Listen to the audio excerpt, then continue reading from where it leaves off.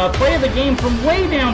True, silence. Rainer getting absolutely a team wipe. The living bombs going. Oh my goodness, the ring. Bombs Tastingo gonna find Rainer.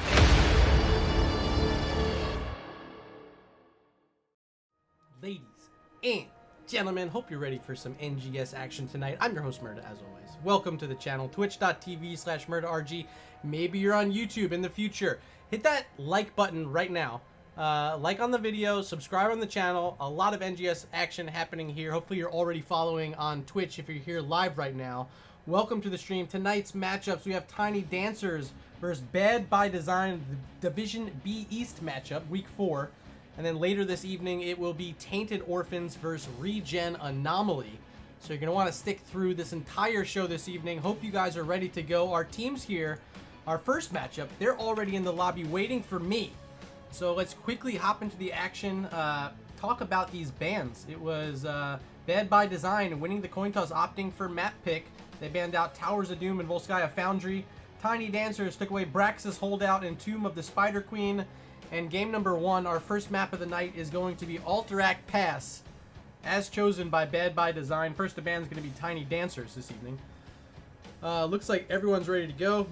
And you'll have to excuse me, I just scarfed down dinner as fast as I could. It was really good, but like, I might have to slow myself down for just a few moments as we load into this first draft in just a moment. Hopefully you guys have eaten your dinner and you're ready and set and all those things for the entire doubleheader this evening. Would really appreciate your support. We're so desperately trying to reach Twitch partner on this channel. The growth has been incredible, but there's still a long way to go. A long season still to come. We're only in week number 4. As you do see, Alterac Pass is our first map here. Thank you for being here. I gotta say that. I'll probably say it 50 times tonight. Thank you for being here. I know there's a lot of places you can be. It's Thursday night in NGS. More matches than any night of the week, week after week. It's always Thursday night, the busiest. And I need to thank you specifically for choosing to watch here at twitch.tv/MurdaRG. I know these teams are thrilled to have you in attendance, as am I, as we see Deckard Kane, the first ban of the evening by Tiny Dancers. And there goes Anduin, banned out by Bad by Design. So a couple supports already taken away. We still haven't seen the ban on Ana, who's perhaps the most bannable support in the game. And with this healer position already being choked out, I wonder if the Tiny Dancers continue the trend and then try to find their own support early in the draft. Instead, no, they're going to ban out the Zool, even though they have the first pick, not wanting to deal with Zool. I've had the opportunity to cast the Tiny Dancers a few times already this season, and I believe they've won both times I've casted them. We can quickly talk about the standings currently. Tiny Dancers, Division B East, 10-1 map record, 14 points in the standings, only behind Jailbait by 1 point, but they've played one fewer match. So with tonight's matchup, the Tiny Dancers have an opportunity to slide into first place. They take the Johanna with their first pick, leaves open Li Ming for Bad by Design, waiting on their second pick now, and it will be the skater, Mr. DJ Lucio.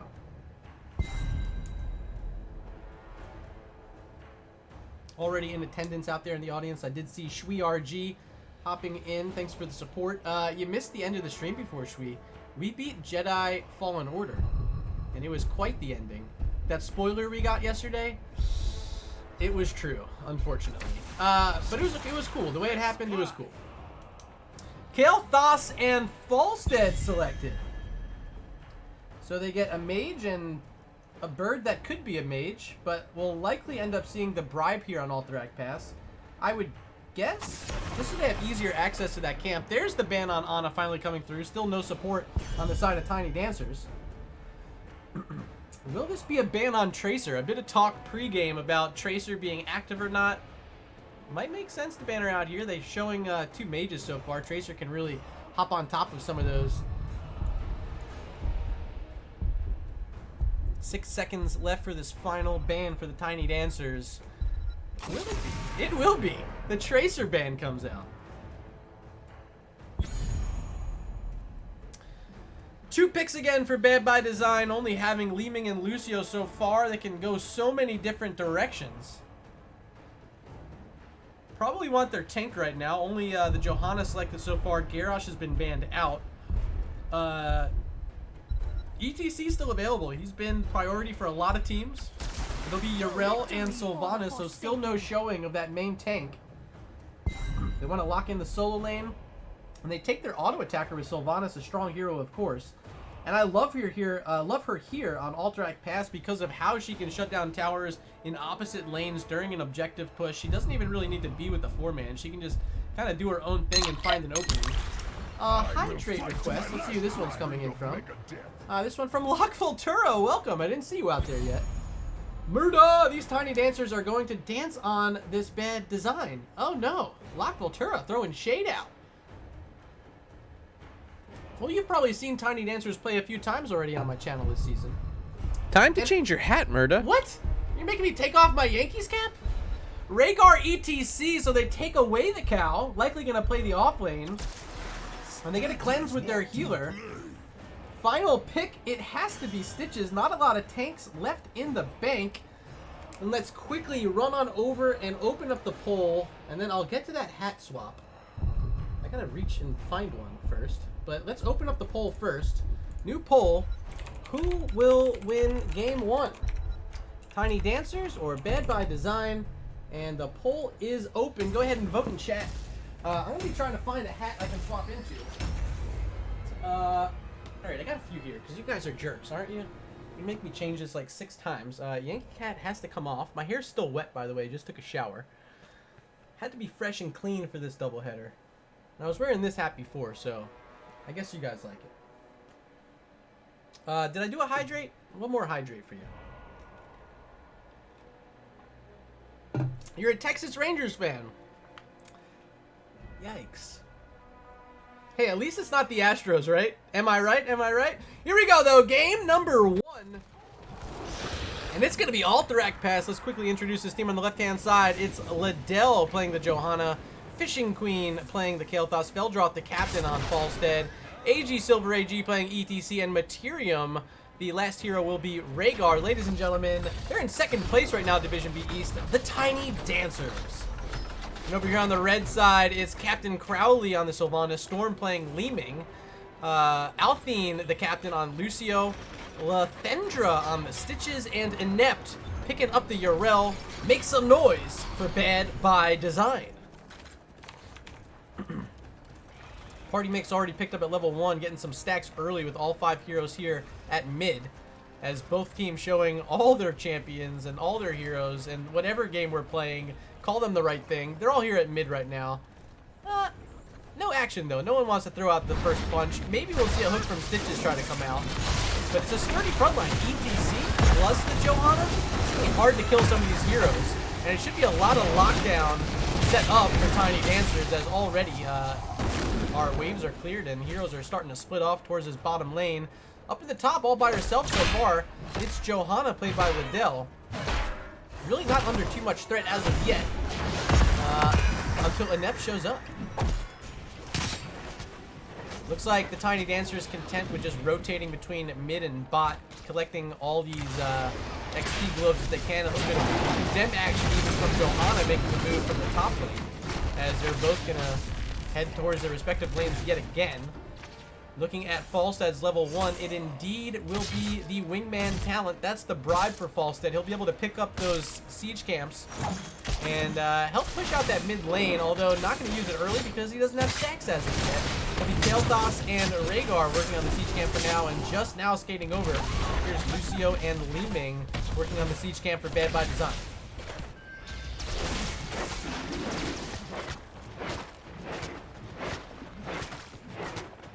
Top lane Johanna is going to have to face against Yarel and Sylvanas, but here comes ETC trying to shut this all down.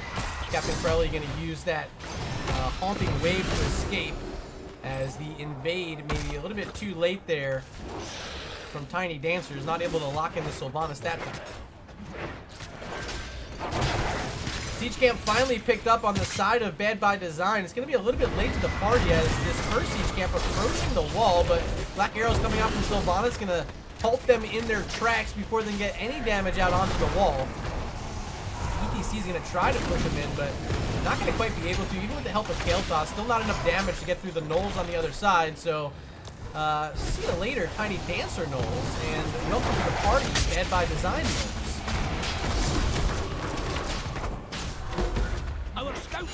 Here's Spelldraw up against Lithendra, Falstad versus Stitches. Falstad should have some range, just needs to be careful of that poke. The slam can do a bit of damage to his health bar. And of course, if he gets hooked in a bad spot like this with a big rotation coming, can the barrel roll get there in time? Barely. Look at that orb almost killing Feldroth. Might want to go back to base, but we'll find some help from Rhaegar, almost full mana Rhaegar at that. So Falstad's going to be able to stay in this lane as our prisons are just now active. It's going to be a second siege camp started up by Fishing Queen and Materium. Going to pressure out the mid lane during this objective fight. So walking forward first will be Bad by Design. Here's Lucio starting up the channel. That's the captain, Alfie. And they do get it locked in. 4 seconds already taken off as Rhaegar going to try to rechannel it. Will be able to. A little bit ahead on XP with the help of Yrel in that top lane. Bad by Design trying to get those level 7 talents first. But they don't have their siege camp, so this is going to pressure in mid. They're going to have to make the defense here. And this is a perfect opportunity for Tiny Dancers to head on over to the prison and maybe start up the channel, but instead, no, they're just going to play it slow. Look for level 7s first. They do get them. But they essentially have no advantage. Falstad flies up to the top. Here's Feldroth. Actually, I don't know if he used flight or not. Will they have flight to get back down to the fight is the question, as Rhaegar and Johanna trying to clear out these prison guards. Just the Sylvanas nearby ready to interrupt as the rest of the heroes trying to soak up the XP. Also grab their siege camp. There it goes. Now advantage is going to be for Bad by Design as they were able to clear out the enemy siege camp already, pick theirs up a little bit later. But that staggered timing might be of their benefit. There's the flight in from False and now looking to engage on the point. Here comes AG Silver AG. Pops the Iron Skin. It was Johanna trying to prevent from that Stitches hook. Smart play, honestly, because Lithendra was looking for it.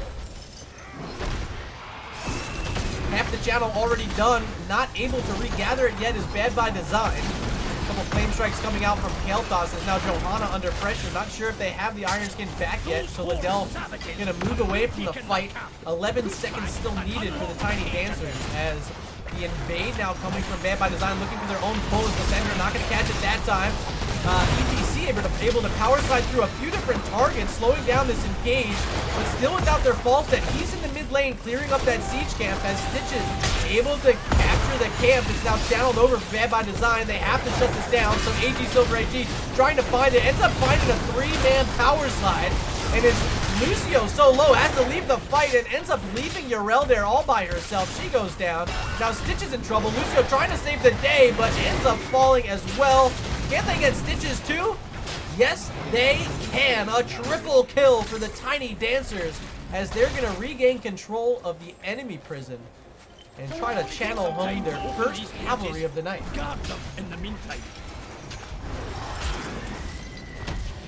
Falstad under pressure, has that barrel roll out. There goes Spelldroth up to the top lane as the cavalry has been called in. Rhaegar went back to base to pick up mana. Well done by Materium.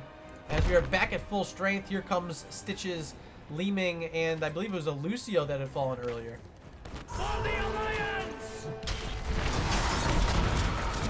ETC under some pressure, but should be just fine.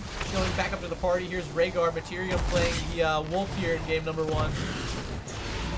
Falstad up against this Yrel, doing decent in the top lane, now having access to level 10. We do see it was Mighty Gust selected, and it will be the Bloodlust for Rhaegar, as well as the Stage Dive for ETC. A few talents you don't always see, but when you do, you'll love to see it. Maybe make a case for Bloodlust being the more common pick these days. But Stage Dive, certainly not. We do see it on occasion, but I wouldn't consider it the pick you see more frequently. But with this double tank setup, the Johanna and the ETC, I think it definitely makes sense here in game number 1.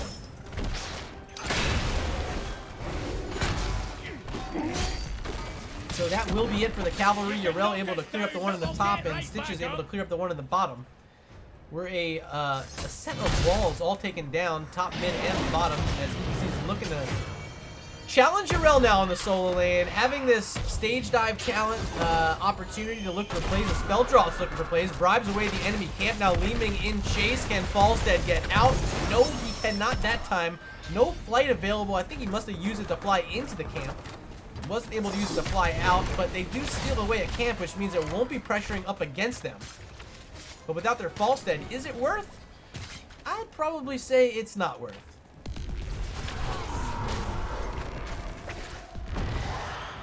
One level lead currently as Stitches still trying to hold his bottom lane up against Johanna. Here comes Rhaegar and Kael'thas. Lathendra, smart enough to see it coming, starts backing up towards the wall. As the minions are down, not going to be able to push in further. Rockville asking non-tank ETC stage dive better. I'd say if you're looking at it like this, if you have both the tanks, Johanna and ETC, which one can play the solo lane more efficiently? It's absolutely ETC. And it's absolutely because of the stage dive. You can also pick up an area damage talent. Didn't grab it. I think it's at level 4. Where your face melt will actually do damage to all the minions. Actually, I think it's all of his basic abilities. All of his basic abilities, yeah, will end up doing damage to nearby minions and siege and stuff. But just having the stage dive, it's enough. Because now you can be anywhere on the map and then show up anywhere on the map. And they have access to double global paired in with the Falstead. So any fight that could be 5v3 could instantly be a 5v5 or vice versa. I like it. Prison's active set number 2. A little bit easier this time for the Tiny Dancers if they have this entire round position to channel the Prison. Of course, on the opposite side, it's just this little tiny angle in front that you're able to channel.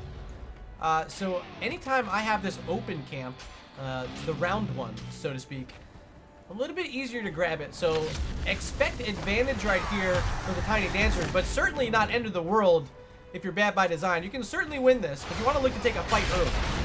Power slide in, still no level 13 talents. They're trying to find it before looking for that fight, but instead it'll be Stitches being sent down to 50% health, looking for a hook, finds the Kael'thas. Do they have the vial coming out? No, there it is, finally. Power slide in on a few, but the barrier gonna save the day until this Bloodlust comes out. First skill of the fight lands on Sylvanas. Might be 2 onto Stitches. Rhaegar looking for the fight, but not able to finish it off, but Flame Strike will. Materium ends up going down with the help of that fort. Now ETC in trouble. Gets some armor from himself.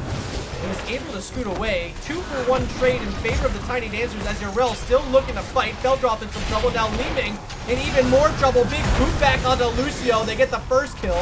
Actually, wait, what the heck happened? It was Falstead who fell. I thought it was Lucio who died. It wasn't. Eventually, Li Ming does fall. So a 2-for-3. Still in favor of the Tiny Dancers, though. Or is that a 3 for... No, it was a 3-for-3. 3-for-3. Still a 1-level lead for the Tiny Dancers, though. Without their level 16s yet, we do see at level 13 Fishing Hook picked up for Stitches. Going to give them 50% extra range on that hook. A bit more threatening, but still a skill shot that needs to be accurate in order to find any sort of effect. Following AG, Silver AG down to the bottom lane. Remember, ETC has access to stage dive, so being down here, not a big issue. It's going to mean they're going to be able to find level 16 talents and show up for this defense. As they clear out mid, they clear out bottom. There is level 16. Now, most certainly going to be looking to get on top of this prison as quickly as they can. Expect to see ETC and Falstead, after getting this fort perhaps, make their way up to the prison. But with the help of this minion wave, already getting the fort down past 50%. ETC going to stand in as long as possible. Now going to stun out the Leeming. Start running away, but the Fishing Hook from downtown connects onto AG. He's got to be careful. Finally, stage dive coming out. Where does he land? All the way in the top lane. As a Nep here, all by themselves. Going to take some damage, still holding on to Ardent Defender. There it is. ETC has got to be careful. Going to take a shot there from the tower as they do capture the prison. Another hook, this one landing onto Kael'thas. Fishing Queen, okay though. Good response from Liddell on the Johanna. Even going to use that Blessed Shield to keep everyone else back. Finally, the camp is regained. My bad by design, but Urel's got to be careful. No Ardent Defender that time available. Oh, Alphine in trouble too, ends up falling. It's a double kill for the Tiny Dancers. 8-4 is the kill count as the Bloodlust comes out. They don't pick up another kill on the backside of that. They lost their Kael'thas. a 2-for-1 trade in favor of the Tiny Dancers. Let's take a peek at our kill count. 2 for Falstead, 2 for Kael'thas, 2 for Johanna, and 1 apiece for ETC and Rhaegar. Everyone contributing here in game number 1.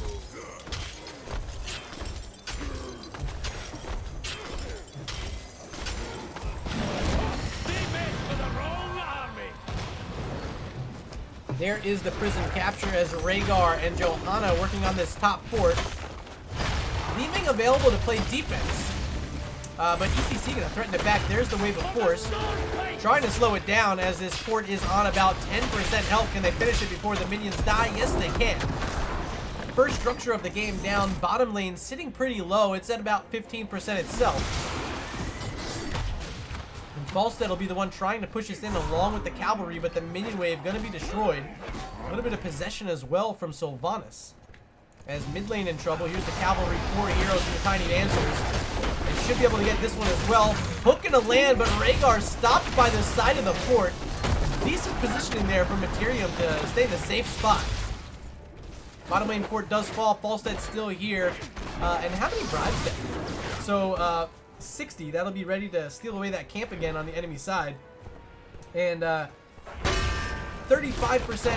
damage bonus on the lightning rod already. Not too shabby. What did I do? It took that many hordes to stop our cavalry. Ha! Boss available. This is a risky play, and they're giving up vision. Their opponents are going to know they're here. Oh, but they're being sneaky. They're not being sneaky. Oh. They don't want to fight. This could be trouble. Okay, they're going to stay nearby. Just keep eyes on the boss. Good job for Liddell there. But I like the pressure. Captain Crowley not afraid to play aggressive with the Sylvanas right now, being in front of these tanks. Knowing they have the Stitches, not always easy really to have a tank engaged for you, because so often Stitches wants to play back and pull targets in rather than dive on top of them.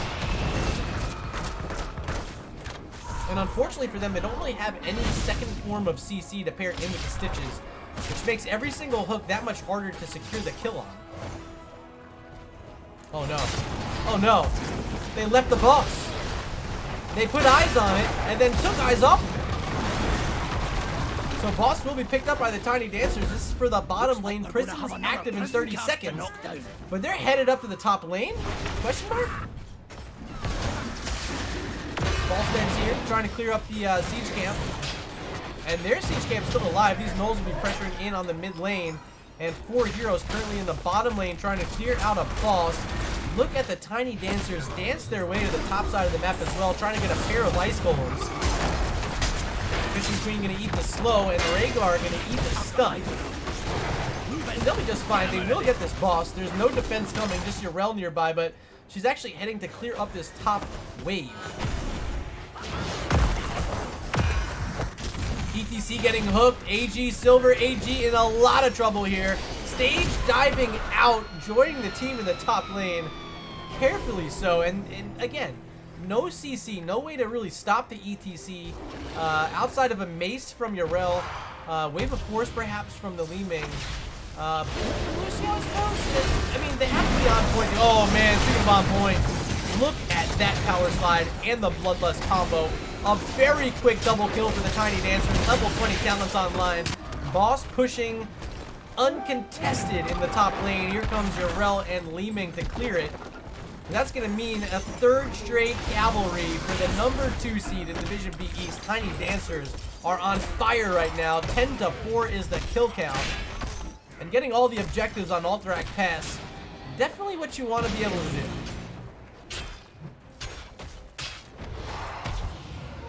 Falstead going to push out the bottom lane as Johanna holds the prison steady. 20 seconds still needed as I wouldn't expect enemy heroes to try to invade this. Maybe they do. I don't think they will. Oh boy, an ETC 5 seconds away from the stage dive. Going to run up to this top lane. At level 20, picked up the death medal. 2 seconds left, 1 second left, and there it is. 3rd straight cavalry for the Tiny Dancers. Still no level 20 talents for Bad by Design. They got to make a hell of a defense here to keep these keeps alive. I'd expect at least one of them to fall. I don't know which lane it will be. They're They're going to start off at mid. Null camps with it. 5-man defense, though, in place to clear them out. And they'll quickly do just that. Peeking now into the bottom lane where 4 heroes have rotated. Still no ETC here, but remember, stage dive ready to go. Could be here at any moment as Kel'Thas going to put one of those living bombs onto the tower. Not going to be able to get it down as of yet, but with the cavalry now showing up, it might be their chance. Here comes Johanna leading off to condemn that wave down. And now a lot of wave clear is going to be needed from the Li Ming and the Sylvanas to help clear this out. Flying up the top, there goes Falstead. They're a little bit of a hot route there. Want to get the top 4 down, they will be able to. Where do they go next? Mid lane could be their sight. Fountain's going to fall. But I don't think they get the keep down unless they find some sort of kill. There goes the Phoenix. There goes a big hook connecting on the Falstead. Has to use the Mighty Gust. Minions now attacking the keep. Can they finish it off? Looks like the answer is going to be no. They only get the 1 keep there during their 3rd objective, but still looking to pressure in all these lanes if they can, utilizing that global pressure well. Getting up and down the lanes, that's really what you want to do when you have this sort of composition. Keep your opponents on the back foot as much as possible. There goes Falstead, triple bribe onto their own camp. That will further empower the Lightning Rod ability for Falstead. As ETC is thinking about invading this enemy siege camp, does see enemy heroes here, but decides not to go any further.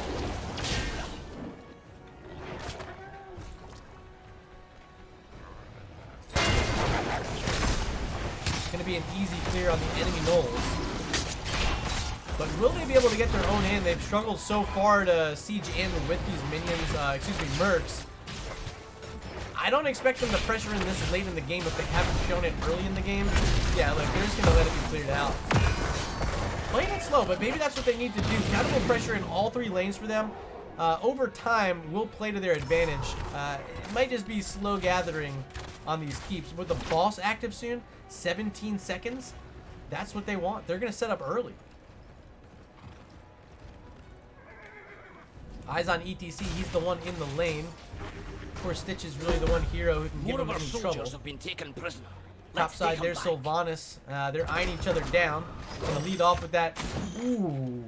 Yeah, the Unfurling Shadow is currently 85 stacks. Not as high as maybe they want to be at this point in the game, but still at this point, doing a lot more damage than it was at the start. Stitch is in trouble. There's the Bloodlust. And the Storm Shield 2 active. There it goes. Stitch is gonna live. Barrier saving the day. There's the Ardent Defenders. The pull lands on the ETC. Silver in a lot of trouble, gets the cleanse and able to power slide through Stitches. Lathendra very low, Feldroth low, barrel roll out, and ultimately a lot of heroics used. No kills.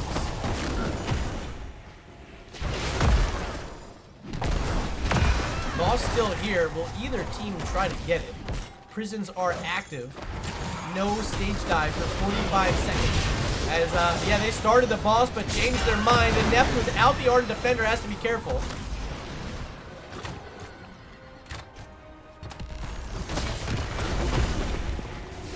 I think both teams don't want to leave this boss. There's another hook. ETC in trouble. Power slides through. Gets that Storm Shield.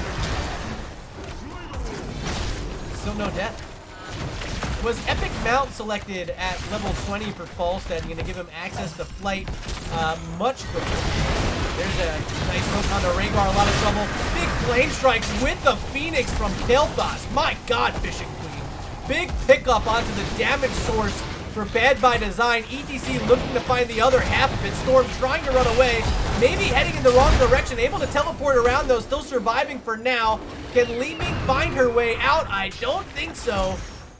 Wave of Force trying to slow it down, but finally caught by Johanna and Rhaegar. A double kill for the Tiny Dancers. Do they want the boss? ETC, what? What? Okay. Did he stage dive at mid? Ran into a big party.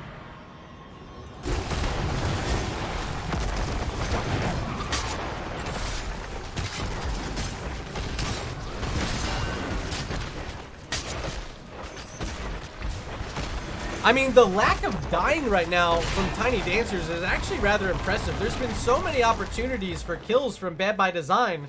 The hooks have been pretty good from Stitches, but they just don't have the lockdown after the hook which is what's giving them trouble. Maybe, just maybe if they had something like a Malfurion at support, and Anduin at support. I think Anduin was banned, actually was banned, Ana as well, so a couple of those healers with CC not an option. But nonetheless, without it, makes it so much more difficult. Now it's going to be a double boss play once again from the Tiny Dancers. Bottom lane, this one's on the keep already. There's no way Sylvanas can get this down in time. So we'll be keep number 2 awarded over to the Tiny Dancers, now looking for their fourth boss of the game. No defense here. Maybe Li Ming tries to do something. We'll see. Johanna's here, instantly teleporting out. Now Stitches may be thinking about it. But gonna be too late to the party. Hook's gonna miss, only hit onto the Ice Golem. And now Stitches power slide through from ETC. Good wave of force once again from Storm. Stage dive now coming in. A hold Stitches there a little bit further. Enough time for the Bloodlust to come out. Can they chase down Lucio? Yes, they can. Another double kill for the Tiny Dancers as Yarel channeled off the prison, gonna try to get this objective for them, but Falstad showing up, gonna pressure Inept back. Now down to 25% health, has to pop the Ardent Defender, and with teammates showing up, will Inept fall? Pops the self-cleanse, in chase now with that lightning rod is Falstad. Oh, you can't get away from it. Late in the game with the bribe, Feldrock doing so much damage. Core under pressure, boss attacking from the top side. Here they come running down mid, trying to maybe get rid of that final armor plate on the boss.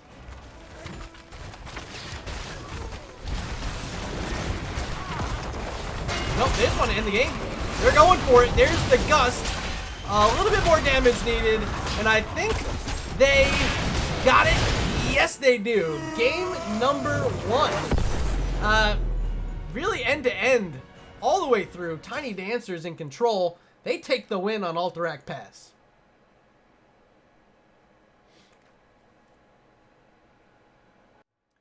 And let's take a look at this match summary brought to you by Nexus Gaming Series. Who's our Game 1 MVP? Maybe just got to give it a ETC. AG Silver AG, able to play the tank position, and then at level 10, switch to the solo lane position. Had multiple jobs in this one, and it worked. So yeah, I'll go ahead. I mean, no deaths in the game, picked up 3 kills. Our Game 1 MVP, AG Silver AG. Let's take a look at this talent screen before we move on to a quick break. I'm going to catch my breath, have some water, and help set up the second lobby of this matchup. Once again, thank you so much for being here. If you do end up leaving during the break, be sure to hit that follow button before you go. Hope to see you guys back here soon. But if you're still waiting to see more, I'll be back in about 2 minutes with game number 2.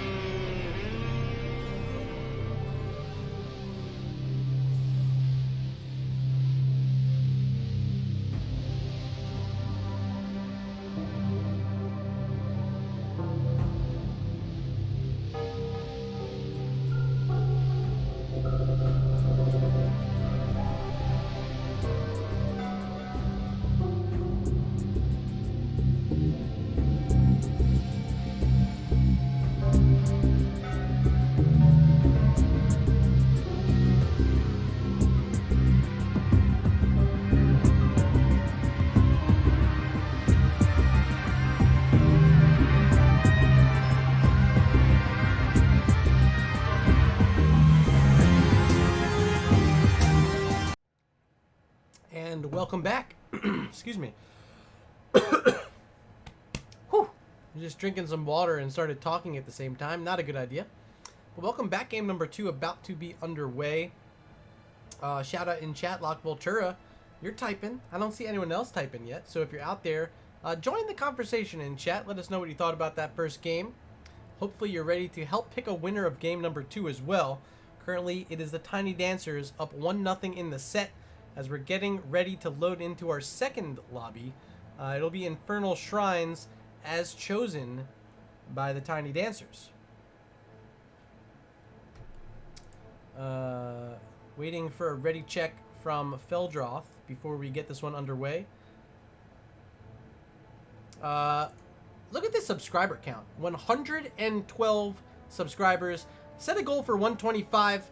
If you're out there, you got a Twitch Prime, you haven't used it yet, consider throwing it down here. We're trying to grow the channel, trying to reach as many HOTS fans as we can. If you like competitive esports and you like Heroes of the Storm, doing our best to keep this game alive for you. So if you like this NGS stuff, consider hitting that subscribe button if you have Twitch Prime, or hey, maybe you want to throw down $5 a month and help grow the channel.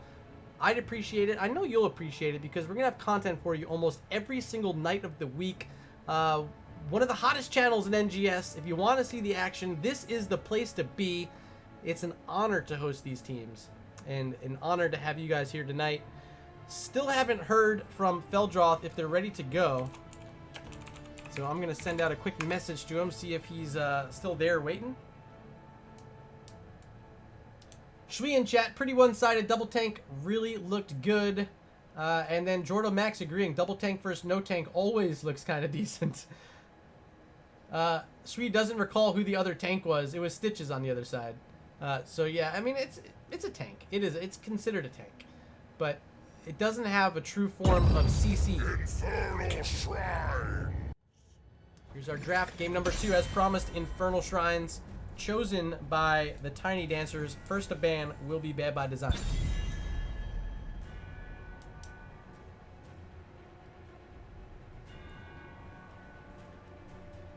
I was a bit surprised they didn't go with the Muradin. The Stitches was still available, obviously. So was Muradin in that draft. I think Muradin maybe helps them out a bit more. You know, they had the Lucio, dive hero. They had Yrel, dive hero. Sylvanas can be a dive hero. And Leeming for all the poke that they need.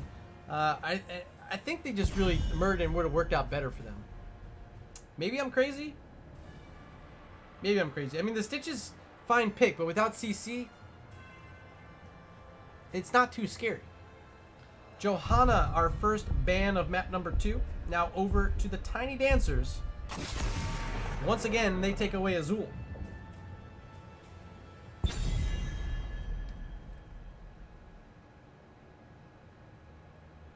Yeah, Stitch's ETC would have been great, even Blaze. True. Yeah, they waited a while to take their tank there in that first draft. As we see Kael'thas taken out. 2 heroes that were played by the Tiny Dancers in game number 1 have been banned out here in game number 2, so they're going to have to switch it up a bit. Will this be a ban on Deckard Cain? We saw that in game number 1. Also, a ban came out onto Tracer in the second half of the draft. Will this be Deckard? It's Samuro. Okay. I will fight First to my pick, last Rhaegar's breath. open, and that makes 3 heroes now stolen away or banned by Bad by Design. They do not want to give up anything from that comp of last game, but they leave open the Garrosh. He was banned in game 1, left open here for game number 2, and I know it. AG Silver AG loves the hero. Probably very excited to be playing it. They're even going to pair in Lunara here. So it's going to be a lot of damage with the Splintered Spear here on Infernal Shrines. And a big boy tank. Garrosh, so scary. You know, some people say it's not a great map for him because when you're fighting inside the shrine, it's hard to get the target you want when you're doing your toss. But then again, I see a lot of players pick it anyway because he's just so strong. A lot of vents to hide in, a lot of angles to chase down opponents at. Garrosh is just probably the scariest tank in the game. Zul'jin selected, a fine pick up against the Garrosh because he can stay at range and work on those war axes early. And they take away the ETC, so yet another hero Stolen away. And I like that Bad by Design have an actual tank this time. ETC, of course, a strong tank. We don't need to say much about the kit. You just saw it in game number 1. But they have a form of CC now. And I think that changes a lot of it. Final ban, Bad by Design, after seeing their Tracer banned out for the second time tonight. How do they react? Seeing the Garrosh, seeing the Lunara. Maybe take out a support here. They will. Second time tonight, they ban away Ana.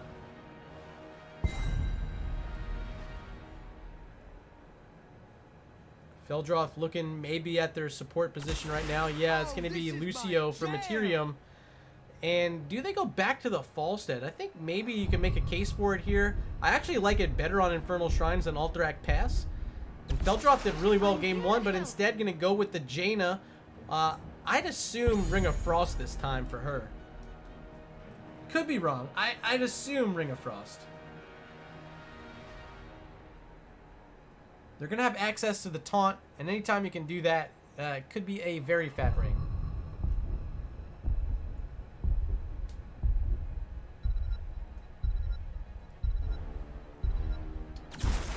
Let's fly. Falstead Chen. So 5 Warcraft heroes here.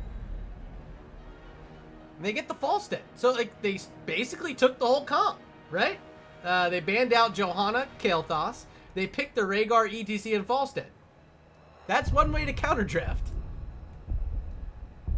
What do you guys think about the Chen though? Do you like it? Do you not like it? To the scourge. Opportunity to tell me after seeing that Arthas who you think is going to win this game number 2. I'm about to open up our second poll of the night. Oh, I gotta turn off caps lock. Who will win game 2? Tiny Dancers or Bad by Design? And our poll is open. Go ahead and head on over to chat up at the top. Hit the drop down arrow, select the team you want to win, and hit submit. You can hit the subscribe button too. That's a cool button as well. There's a couple cool sub buttons. But this time, submit is the one you're looking for. Early votes already for the Tiny Dancers. They won the game number 1 poll as well. Will you guys change your mind? Help out Bad by Design just a little bit here. They might need it as they are currently down 1-0 playing against the number 2 team in Division B East when you look at the current standings.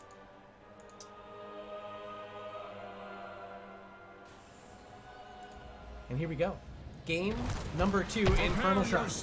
For battle, heroes.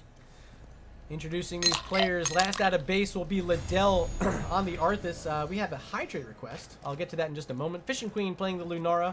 Materium on Lucio. Feldroth playing the Jaina. And AG Silver AG on the Garrosh. Make some noise for the Tiny Dancers. The battle begins in. And on the red side, we got 10 Storm seconds. on the Stormbird playing Falstead. Captain Crowley on the ETC. 5, Lathendra making the move over to Zul'jin here as Inept is on Chen. 1. And Althine on the Rhaegar. Cannot tarry. You guys got to help them out. Make some noise for Bad by Design. And let's see who made that hydrate request. It's Shui. Shui, trust me, I'm drinking right now. You just can't see it. It's good. I needed that too. Thank you. Starting out in the bottom lane will be the Tiny Dancers, not wanting to look for that early fight. Presumably not wanting to give Zul'jin stacks. Most important thing you can do here. You want Axe at level 1. It's got to get up to 30 stacks. Requires a total of 150 auto attacks onto enemy heroes. So making that a bit slower by not giving a free 10, 15, 20 auto attacks at the start of the game, yeah, probably worth it.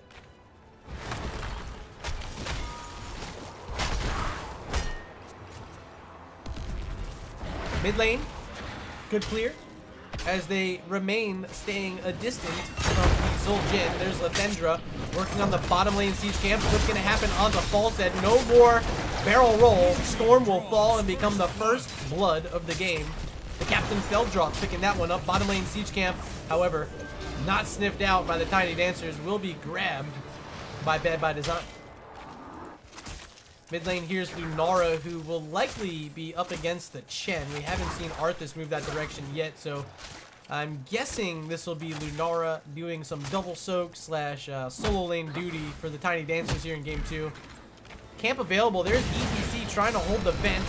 Will be able to, although Garrosh may be looking to flip someone. Doesn't. Still 0 stacks on U1 Axe. Oh boy. 2 minutes in, hasn't found an auto attack yet. Chen hanging out at mid in a drink in the bush. Gonna jump in? Yeah, gonna jump in. Now getting tossed out by Garrosh. Body block in as well. There's the Howling Blast, keeping Inept further in there, staggering out some damage, but you can't stagger out all of it. Great body blocking that time from Garrosh. Arthas helping out as well. Second kill of the game for the Tiny Dancers. Let's check out the results of that poll we just had. View results. Let's see what you guys decided. 100% of the vote. Tiny Dancers again. You guys have full faith in them, but ooh, Feldroth gonna fall at mid lane. First kill of the game for Bad by Design, coming at a great time. Shrine active in 20 seconds. Jaina will be back on the map by then, but gonna have to make the run up to the top, where we see Lunara having to defend against a bruiser camp. Camp on the side of Tiny Dancers still available, as Lunara gonna do the final job, finishing that one out. Lucio gonna come up to the top lane in support of Fishing Queen. And here comes Jaina. Back from base, now entering your screen. There is Feldroth, following them into the shrine. Already starting Lunara and Lucio, picking up 9 skeletal defenders early in the objective. Captain Crowley gonna check the bush with the face melt. They do find a Garrosh. Silver ain't scared. Could be the first opportunity, however, for Zul'jin to find some auto attacks on top of these enemy heroes. Lefendra still sitting at 0 on U1 Axe, and we're now past the 3-minute and 30-second mark of this game. It's time to get to work, Zul'jin. We're gonna need some stacks eventually, and maybe, just maybe, they find a few here.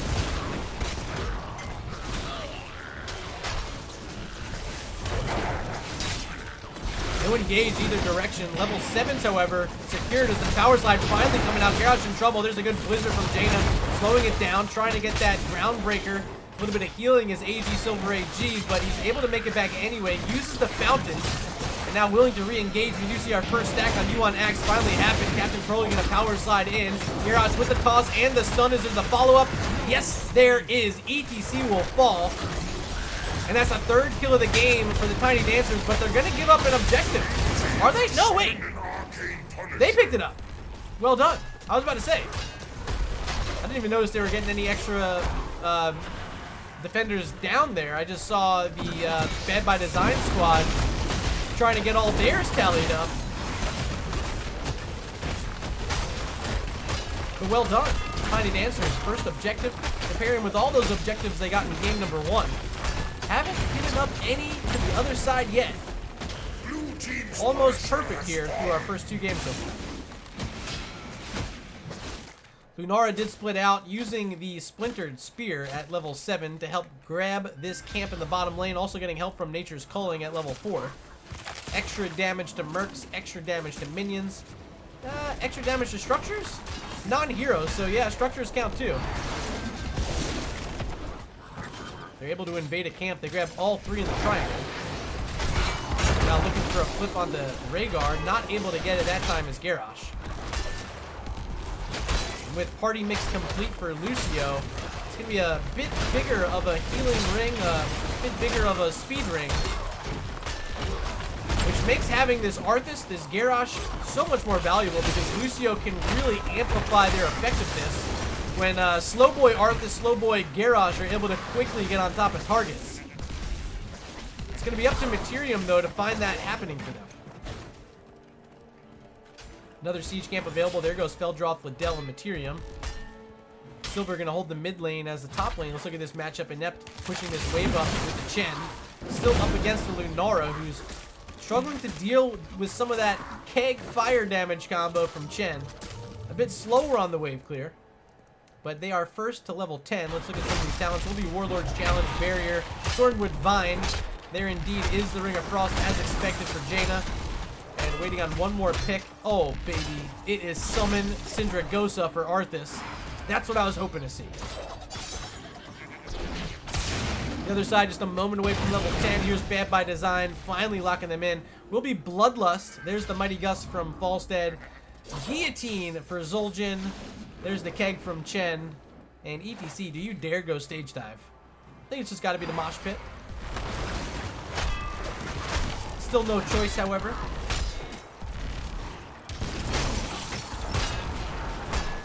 Bruiser camps were bashing in the top lane, but a bit more heroes here for Tiny Dancers. They're able to get through the opposing sides first. But as has been typical here in this matchup, not willing to push underneath towers. They rotate away and will live to fight another day.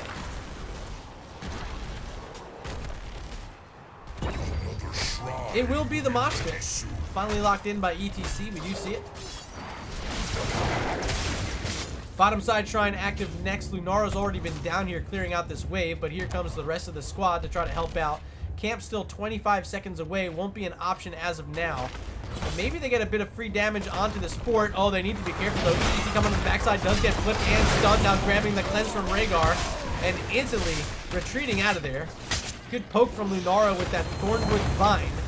As our shrine is active, Mortar Punisher, bottom lane. That's what's coming up next. Oh, Lunara in trouble. Moshpit does come out. There's the Gust as well. Well done, but a 4-man ring of frost locking in a few targets. Barrier right on time to save through that guillotine. Althine trying to run away. Can they get her in time? 160 health. She will make it out alive as now the barrel coming out, trying to push around Garrosh. Silver in trouble. Hits the 2-man Groundbreaker. Still running away. Rest of the team trying to support. Arthas is here. That's a strong enough body on the front side to pair with Garrosh to keep the rest of the team alive. Ultimately, a 1-for-1 trade. No one else falls, but a few more heroics still available for the Tiny Dancers. They have Sindragosa, the Thornwood Vine, and the Warlord's Challenge still ready to go. On the other side, it's 3 seconds till the guillotine's back up. Chen in trouble, gonna try to drink, now getting booped away while he was leaping. There's the guillotine hitting a few targets. Annette still very low and will finally go down with the help of Jaina's Blizzard. 6th kill of the game for the Tiny Dancers as they have a big lead here for objective number 2. Garrosh low gonna need to back up a bit, getting the support from Lucio. In fact, everyone here is stacked up on the DJ. They're able to support through all the damage, grab 2 globes and a Punisher. Here it comes, Mortar Punisher bottom lane, no wall. It's gonna be nearly impossible to defend this fort. But will they try anyway? No level 13 talents. Here it comes. Wizard down first. Fort down second. Blue team has destroyed. Top lane, Lunara splitting out to deal with Chen. We'll push in these waves a bit. Also gonna soak up mid, but let's follow the action down in the bottom lane. Here comes Sindragosa shutting down these towers. Actually missed one of them. It doesn't matter. They target that one down first as the Mortar Punisher is still sitting with 75% health. A 3-man lead. The follow-up stun. The Ring of Frost as well. Zul'jin under pressure. Still rooted in. Can Lathendra get out? No, they can't. 7th kill of the game, and now this keep still under pressure. Still locked down from Sindragosa. They start turning their focus to it now. Mortar Punisher is still doing damage on the rest of these heroes. But no minion wave to help them out. I don't think they get this keep down. They won't.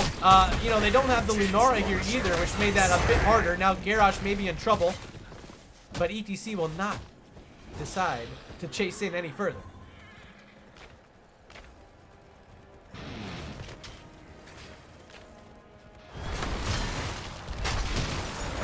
Bottom lane siege camp available, and they're going to grab it. On the side of Bad by Design, their camp's still available here. An interesting spot if they choose to invade. Looks like they want their own first. Yeah, they do. There goes Lucio and Jaina. Lunara just checking out the Bruiser camp, making sure no one's rotating in. Utilizing that Wisp and the body positioning in the bush. Here goes the camp, and will be picked up by Bad by Design. Well done by them. Chen gonna drink. Can he get out as well? Looks like he won't need to worry about it. Still holding on to that barrel, the keg as well. Anytime he's under pressure, you can just really pop that and knock everyone away. So that early game situation where Chen was body blocked in this vent right here, that was level 10. Having that keg would be able to get out. Look at the pressure mounting top lane from Lunara. Minion wave approaching this fort, and it's already sitting at 20% health. Someone's going to have to play defense. This will get a little bit of more damage onto the structure. Will it fall? If it goes uncontested, maybe. But Chen's going to be here. They will clear it up in time. Rooster camps both sides. First picked up by the Tiny Dancers. Bad by design, not too far behind. There goes Althine and Storm.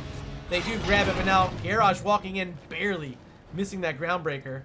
And also sitting at 14 of 15 stacks on the Warbreaker talent at level 1.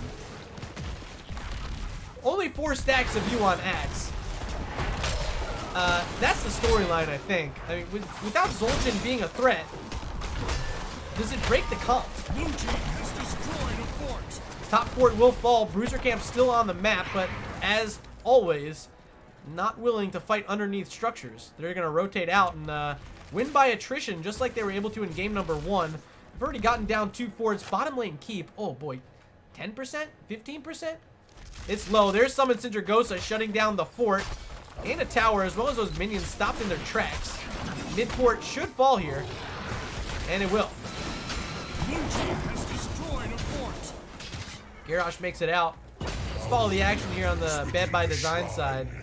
It'll be Storm sent up to the top lane. Should still have access to the flight right now. Playing the Falstead, but gonna clear up that top lane, head back to the team, maybe even go all the way to the bottom lane next with Falstead. Well, they just want to fight. Level 16 talents picked up.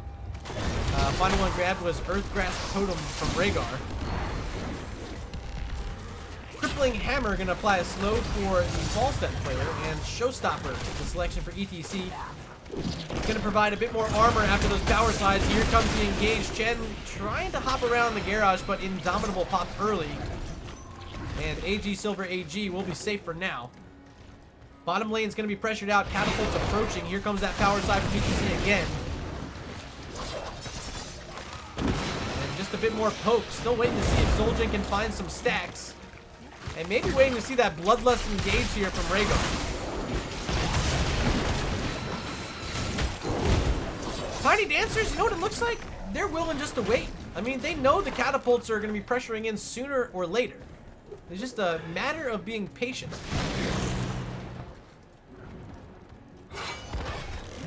Maybe going to get a camp? Yeah, they'll get a camp too. Why not? Bad by Design hanging out in the shrine. I think Althine might want to start that up. We'll see. Yeah, there it goes. Rhaegar going to start getting some work done with the Lightning Shield, doing a bit of area damage, but now look at this. Chen in trouble.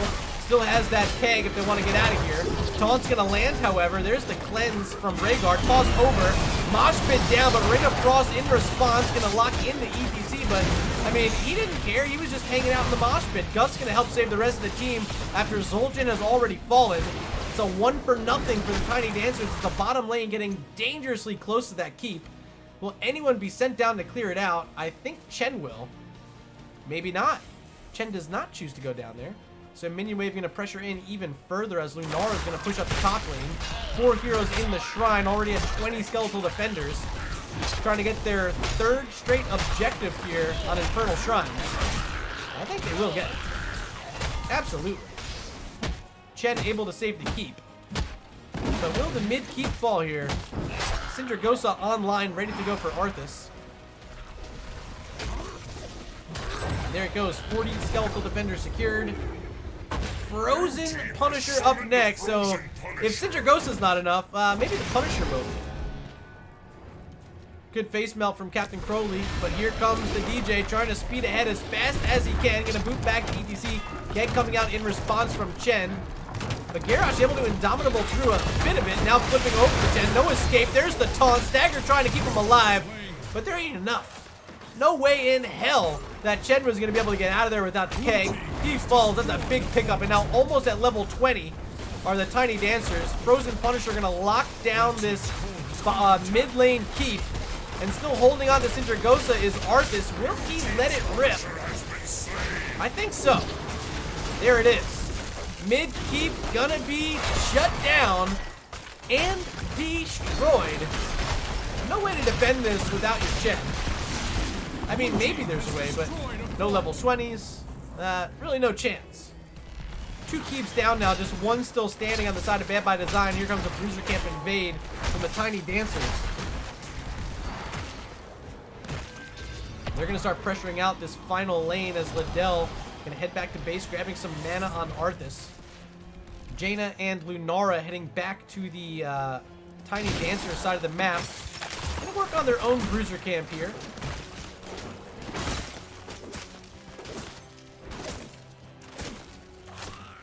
And now we do see Arthas entering your screen as well.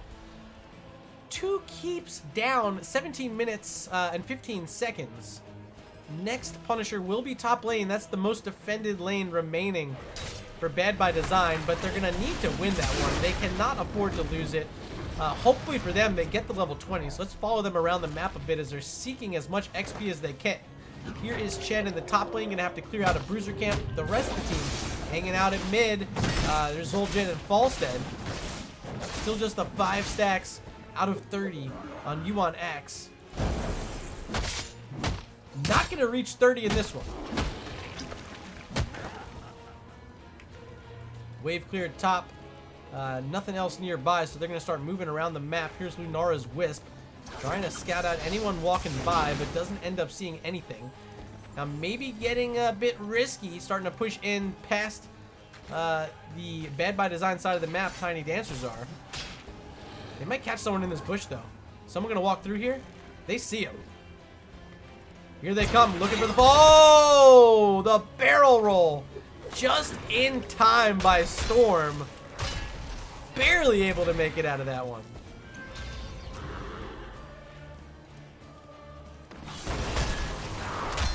Chen up top, getting the last bits of XP needed before level 20. But needs to be careful. Here comes the speedster, Lucio, skating in as fast as he can. Not fast enough. A shrine gathers power. You will take it from me. Shrine number 4? Number 5. I think this is number 5. Oh boy, Storm. Oh boy.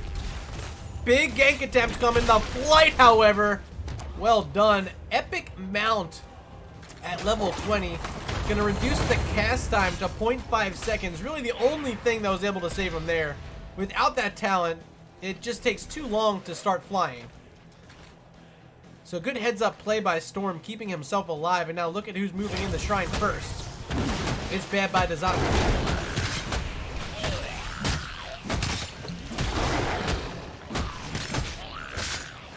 Feverishly running up to the top lane. Here they come. Garrosh looking for the leadoff stun. Doesn't connect that time with the Groundbreaker. But Lucio getting in deep. Maybe too deep that time for Materium.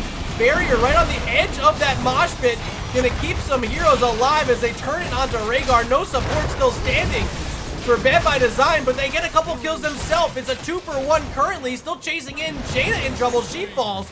It's a 3-for-1. Can they make it more? Actually, PTC falling makes it a 3-for-2, but still able to win the fight, and they're already in control of the shrine. This is a great opportunity for Bad by Design to get back in this game, but they need to be careful. Bottom lane, Khazra Camp approaching, 2 catapults as well. Mid lane, 2 catapults and a big minion wave. This core is going to be under pressure, going to require Falstead, and Zul'jin falls up top. Oh no, the 2v2 fight. Zul'jin fell, and now Fishing Queen trying to finish off Inept as well. Chen, can you stagger through it? I don't think you can. Another kill. Oh, it was a 3-for-2 in favor of Bad by Design. Ends up being a 4-for-3 in favor of the Tiny Dancers. And this core under pressure, shielding still standing for now. But another minion wave approaching. Ooh, it gets locked. Lucky Falstead. Although, you know, he can clear it out, but they're able to keep all the percentage on the core that they had. But can they defend against another Punisher? It's going to be coming down the lane very soon. Lunara needs to be careful. She's falling low. 36 skeletal defenders. Going to need just the 2 more now. Maybe going to hold at 39? No, just going to grab it. A couple globes. Maybe a fountain. No fountain needed. Okay.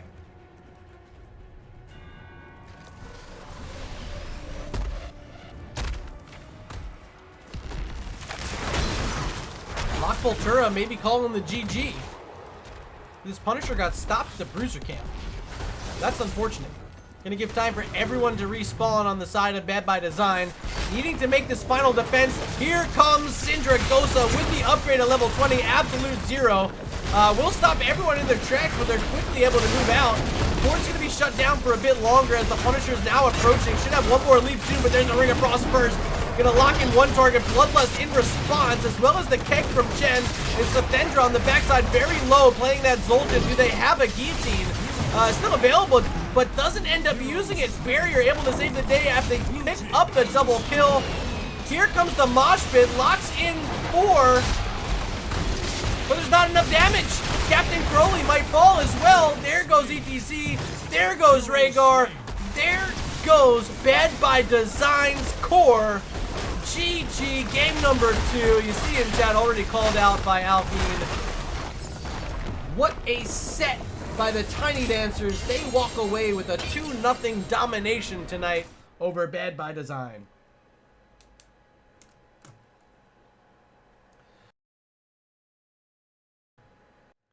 And let's take a look at this match summary brought to you by Nexus Gaming Series. Yeah, Arthas was cool. 4 kills in the game, no deaths, and summoned Sindragosa. I was talking about how they continually afraid to fight underneath structures, but when you can shut them down, well, hey, maybe that's the answer to their problems. Finding the Sindragosa plays, finding those forts they needed. They got down every single structure there on Infernal Shrines. I think we give our MVP to Arthas that time.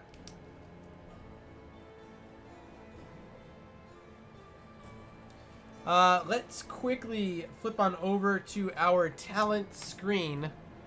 And I'll try to get an interview set up. It's going to have to be very quick. We have another match coming up in just 24 minutes. So hang tight as I try to reach out to Feldroth.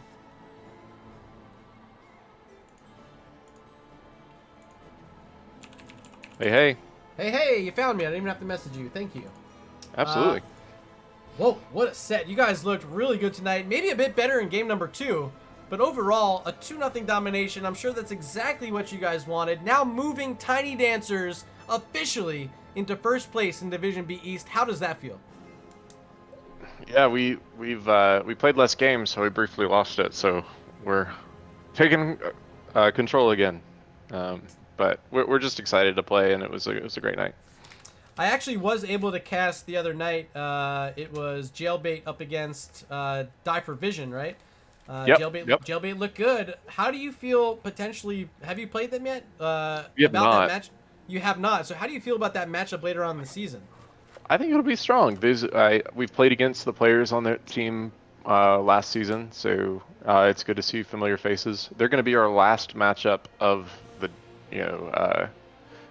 season, so before the playoffs. So I think both teams will have plenty of time to do their research. So I'm excited about that one for sure.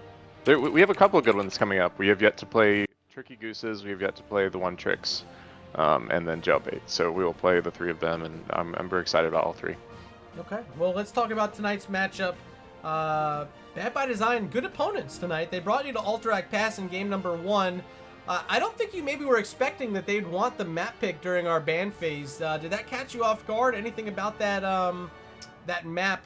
Is it a map you guys are comfortable with or not? Because it seemed as though maybe they had the edge, but the draft might have killed them a bit. We are very comfortable on that map. We actually, the last 3 matchups or 2 matchups we've played, that map has been banned against us. So it was interesting picking that map. We were definitely comfortable with it, and we got the draft that we wanted, so that was good. Their draft was never really worrisome. I got picked a couple times for being stupid, but I mean, you can't help that. I am what I am. But it was strong. It's both maps were ones where you can just control the point, and it's like a give and take. Do you take the objective? Do you not take the objective? If they're fine to just let you poke, and then you can get value in other lanes. So I think on map 1, there were lots of times where you saw me on the Falstad in the complete opposite lane, or even the ETC on stage dive. Yep. We were all over the place, and then as soon as they countered one of us, we all just flew into the fight and took the objective. So we punished their lack of global presence as much as we could for that one. So I do want to credit your drafting in game 1 because we're looking past the second ban phase. They were yet to pick a tank, and I'm looking at it like, well, ETC is still out there, probably the best option for Bad by Design, but they don't pick the tank there, and it leaves it open during your final 2 picks that you guys are able to take the ETC. And then ultimately they land on Stitches without any follow-up CC, and it just didn't really make the tank for them all that scary. And I think just the pivot overall, having the double global with the stage dive and the Falstead flight, it worked wonders for you guys in game number 1. Anything else you want to add about that first game?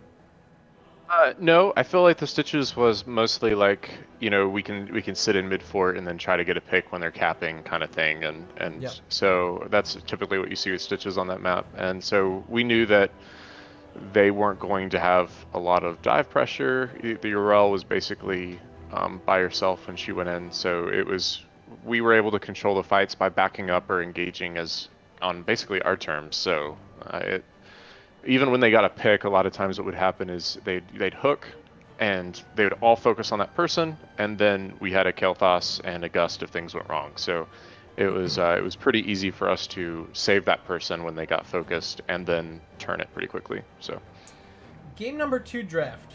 They either banned or picked every single hero you guys played in game number 1. I think a little bit of respect coming out from them.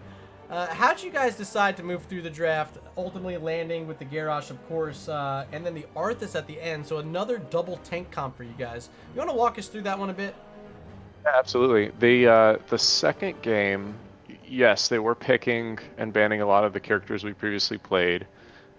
We liked the fact that, I mean, they went all AA, and that was pretty telegraphed from the beginning because they picked Rhaegar and Zul'jin really early. So it seemed like it was likely going to be a Bloodlust comp. So Yep. we were hovering the Arthas for a while, knowing that they're all going to engage on that.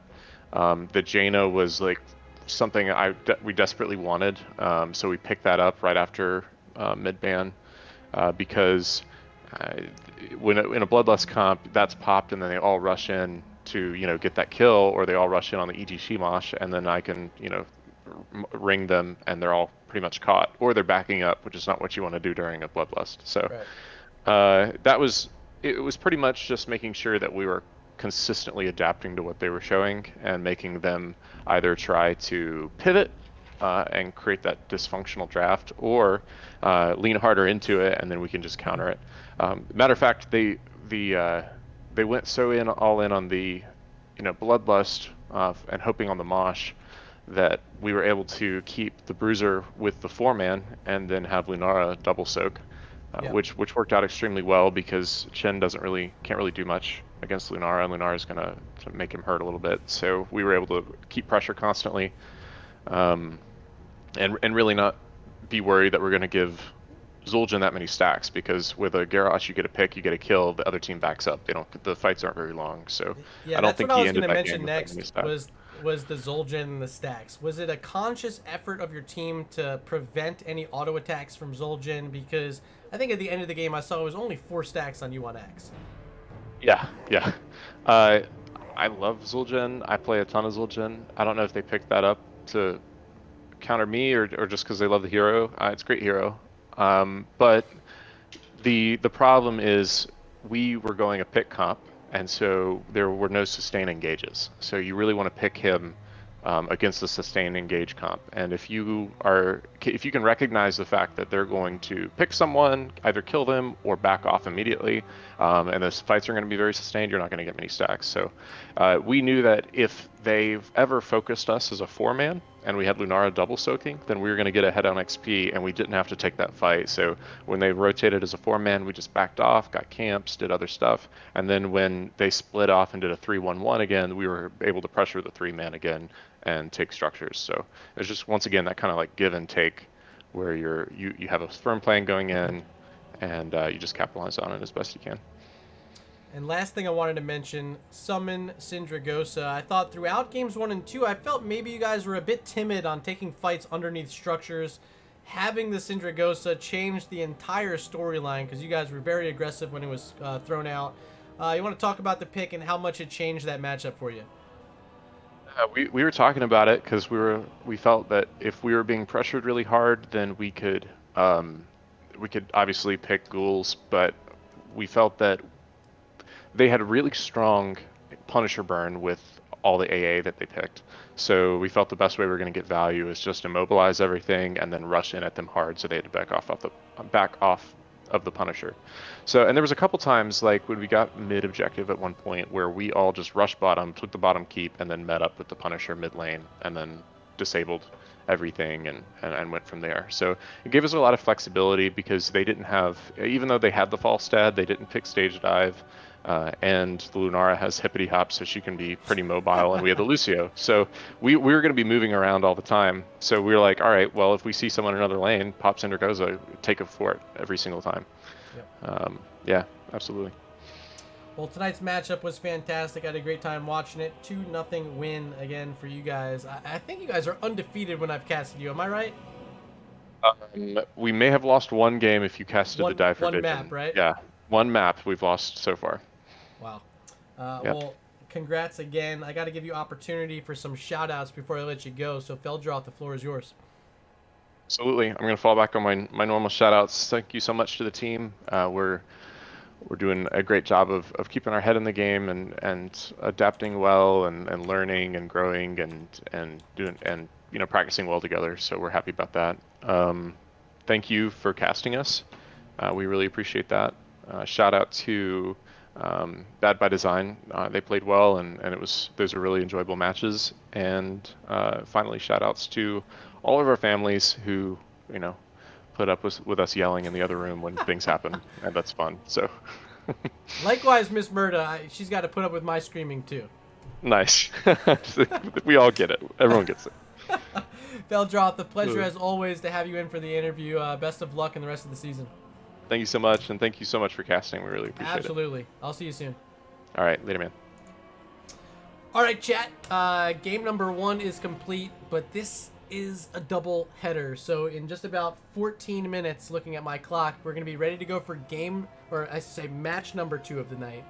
Tainted Orphans versus Regen Anomaly, Division A West. A lot on the line tonight. A smaller division, so every win is so crucial. You won't want to go anywhere. Make sure you hit that follow button before the break. Hope to see you back after the break. And until then, I'm Murda. You guys are Twitch chat. I'll see you guys in a bit.